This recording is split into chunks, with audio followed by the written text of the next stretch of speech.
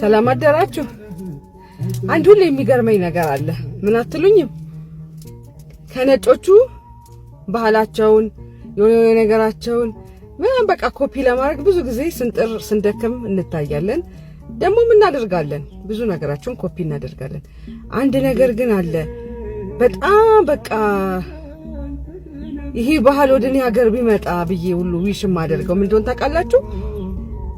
ሁለት ጥንዶች ባለመስማማት አብረውም ሊያስቀጥላቸው የማይችል ነገር ሲኖር ሲለያዩ ልጆቻቸው ላይ የሚያደርጉት ነገር በቃ ነጮቹ እንዴት እንደሚያስቀኑኝ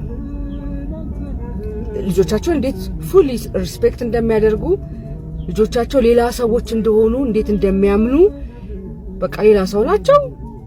የራሳቸውን ምንም አይነት አቢዩዚንግ የለባቸውም። በቃ ልጆቻቸውን አቢዩዝ ያደርጉ። ይሄንን ባህል ስለ ልጆቻቸው ሲሉ የሚያደርጉትን የሚሆኑትን ባህል ወደኛ ብናመጣው ምን አለ? በቃ አልሆነም፣ አልሰራም። ሰው እኮ በሞትም ይለያያል። በቁም ሆኖ ደግሞ በቃ ካልሆነ ለምን ያን ያክል አንዱን ክፋት የሚፈልገው? ይኸውላችሁ ልጆች ቤት ማሞቂያ አይደሉም። ማናችንም ቤት እንዲሞቅ ፍቅር እንዲጨምር ትዳራችን እንዲያምር እየተባለ ነው ልጅ የሚወለደው። በእኛ ሀገር ብዙ ጊዜ ትዳር የሌለው ቤት ልጅ የሌለው ቤት ይቀዘቅዛል ተብሎ ይታሰባል። ግን እግዚአብሔር አጀንዳ አለባቸው። ልጆች በሙሉ የእግዚአብሔር አጀንዳ ያለባቸው ናቸው። ዋይ ለምንድን ነው እንደዚህ አቢዩዝ የሚደረጉት? ብዙ ጊዜ በቃ በጣም ሴንሲቲቭ ነኝ በዚህ ነገር ላይ እና ትናንትና የሰራሁት ቪዲዮ አለ። በውስጥ መታችሁ የተሳደባችሁ ኔጌቲቭ ወርድ ሴት ነሽ ይድረስብሽ እንደዚህ በልብሽ ምናምን ብላችሁ የተናገራችሁ እኔ ማንንም ኮሜንት እዚህ ጋር አውጥቼ እንዲና እንዲያለለም ግን ፖዚቲቭሊ ትረዱት ይገባል። ያልኩትን ነገር የትኛውንም ነገር እኔ አላቃቸውም እነዚህን ሰዎች እሷንም ከሚዲያ ውጪ ፐርሰናል አንተዋወቅም።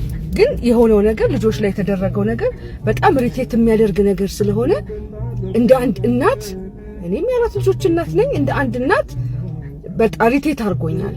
በቃ ኢሞሽናል አድርጎኛል። አይ ኖ ወይ ቸኩዬ ይሁን ወይ ኢሞሽናል ሆኜ ይሁን አላውቅም። ግን የተናገርኩት ነገር ስህተት አለው ብዬ አላስብም። እና ልጆች ላይ ለራሳችን አማክረናቸው አላመጣናቸውም ወደዚህ ምድር።